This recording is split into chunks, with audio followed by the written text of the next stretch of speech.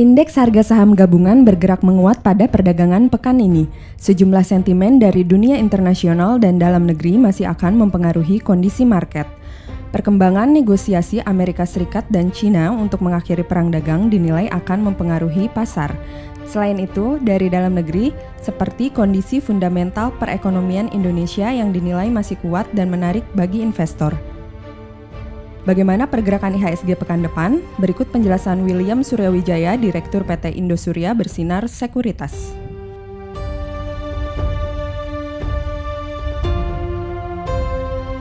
Ya, kalau kita lihat IHSG dalam pekan lalu dulu ya, kita lihat dibandingkan pekan sebelumnya penutupan ada peningkatan sekitar 1,7%.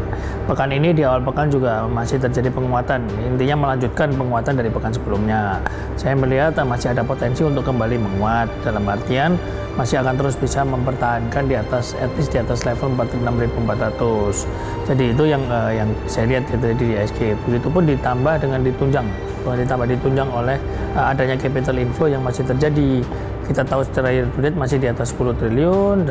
Dari kemarin juga hari ini yang terjadi ada year to date, ada capital inflow sekitar 200-an lebih. Jadi sepertinya memang minat pasar masih cukup tinggi, baik itu investor asing maupun investor domestik.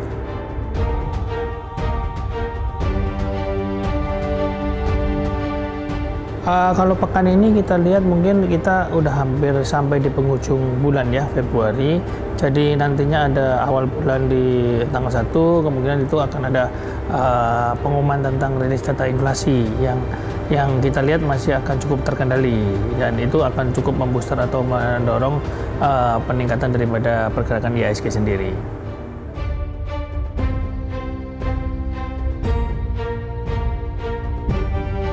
Ya, kalau kita lihat dari akhir pekan ini kan memang akan ada perubahan, istilahnya peralihan bulan. Nanti rilis data selain inflasi mungkin ada tourist arrival yang kemudian akan terlihat ada peningkatan. Jadi saya rasa itu yang akan memberikan kontribusi sentimen positif terhadap IHSG.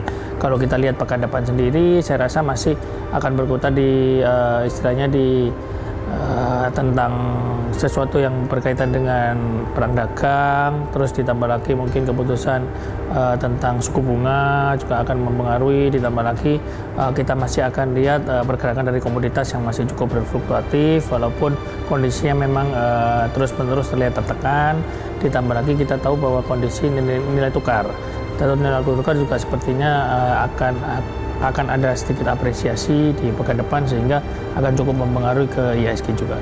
Pekan depan saya lihat masih akan cukup positif untuk IHSG karena kita tahu di pekan ini kemungkinan konsolidasi terjadi karena kenaikan yang sudah cukup lumayan selama sepekan sebelumnya di 1,76%. Kemungkinan pekan ini sedikit konsolidasi, pekan depan paling tidak akan ada gerakan untuk kembali naik.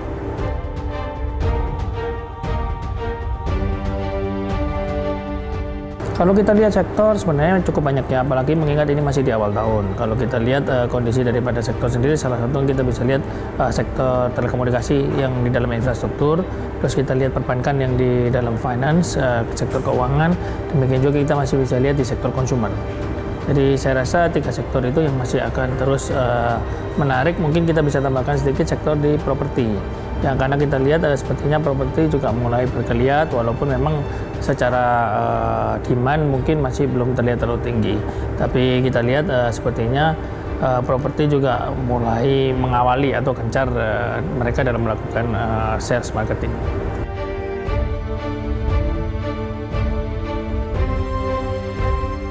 Emiten mungkin kita masih melihat di Telkom, XL, Indosat itu masih cukup menarik. Demikian juga di perbankan kita masih melihat BNI dan BCA yang kita lihat masih cukup menarik karena juga sudah terjadi konsolidasi atau tekanan yang kita lihat secara jangka menengah ke panjang masih punya prospek cukup bagus.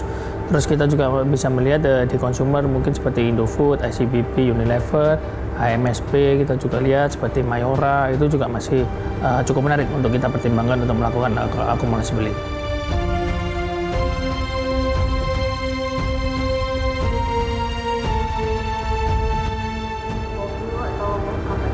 Sebenarnya kalau kita melihat kondisi di awal tahun, kita tidak bicara apakah harus waspada atau tidak, karena di awal tahun biasanya fund manager atau kita yang memiliki dana pastinya memulai untuk berinvestasi. Jadi kalau kita melihat mungkin yang lebih cukup perlu di-aware, kita lihat harga komoditas yang ada kemungkinan turun seperti minyak, batu bara, dan komoditas yang lain. Pasti itu akan cukup mempengaruhi ke emiten-emiten yang berkaitan dengan hal tersebut.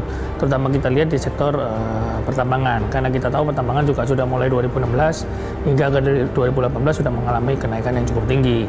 Jadi ada potensi koreksi yang lebih besar. Kecuali kita memang benar-benar mau pegang jangkanya yang sangat panjang, bahkan mungkin 5 atau 10 tahun mendatang. Tapi kalau kita lihat untuk sepanjang 2019, saya rasa sektor pertambangan perlu di-aware apakah kita mau realisasi profit atau hold yang jauh lebih panjang.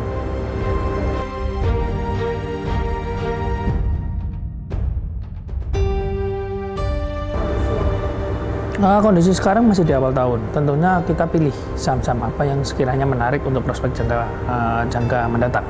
Karena kita tahu pemerintah masih di kebijakan infrastruktur, pastinya nantinya juga akan cukup berpengaruh ke sektor-sektor penunjang seperti konstruksi.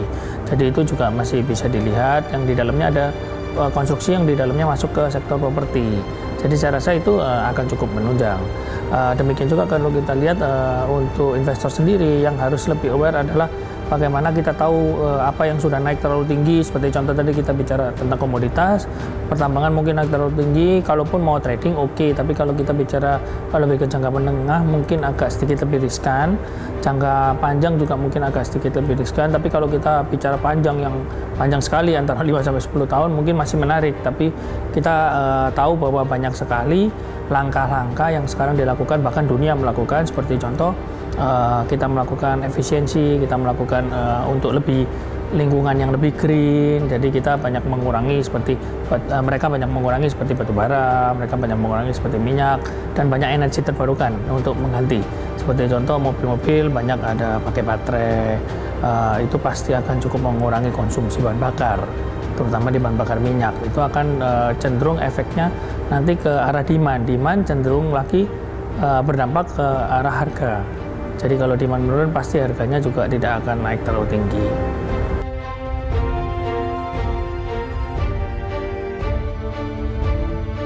Kalau kita lihat progres yang tentang pertemuan atau kesepakatan antara Amerika dengan China sepertinya masih akan cukup jauh. Tapi yang pasti kita tahu bahwa kedua negara ini merupakan dua negara yang satunya di posisi nomor 1, satunya di posisi nomor 3 untuk masalah demografi. Keduanya pasti akan saling membutuhkan. Tentu kesepakatan-kesepakatan akan terbentuk dengan baik. Yang kita lihat hanya saja mungkin di market sedikit lebih responsif terhadap apa langkah yang mereka ambil. Saya rasa ini lebih ke arah konsolidasi saja wajar, tapi tentunya arahnya pasti akan yang lebih baik.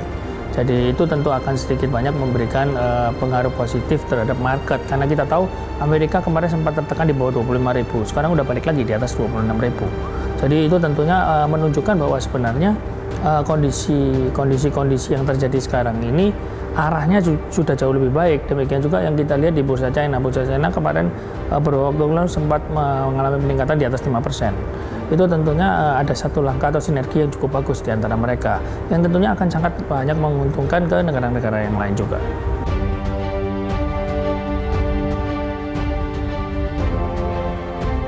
Kalau kita bicara tentang yang di dalam negeri sebenarnya kita hanya tidak perlu khawatir banget dengan sesuatu yang terjadi di dalam negeri, karena kita tahu 2017, 2018 itu terjadi outflow yang cukup besar, di antara 40 triliunan sama 50 triliunan. Namun kita lihat di tengah kondisi yang seperti itu kita tetap bisa menjaga kestabilan perekonomian. Bahkan perekonomian kita nggak mundur, perekonomian kita tidak diam juga, tapi bertumbuh. Itu menunjukkan bahwa sebenarnya fundamental perekonomian kita ini sangat kuat. Itu yang perlu di-aware oleh investor. Kita tahu bahwa di negara kita ini cukup kuat untuk bisa menopang pertumbuhan perekonomian secara fundamental perekonomian. Karena hal tersebut, tentunya investor harus lebih sadar yang di dalam negeri. Mereka lebih bijak. Tidak mereka hanya ketakutan atau kekhawatiran aja yang timbul, tapi mereka yakin bahwa mereka tinggal di sini, mereka berinvestasi di sini, bahkan orang luar mau untuk masuk. Walaupun 2017-2018 terjadi outflow, kita lihat year to date 2019 yang Februari belum berakhir sini saja sudah balik 20% dari 2018 yang outflow. itu menunjukkan bahwa sebenarnya investor luar itu masih cukup tertarik untuk ke pasar modal Indonesia.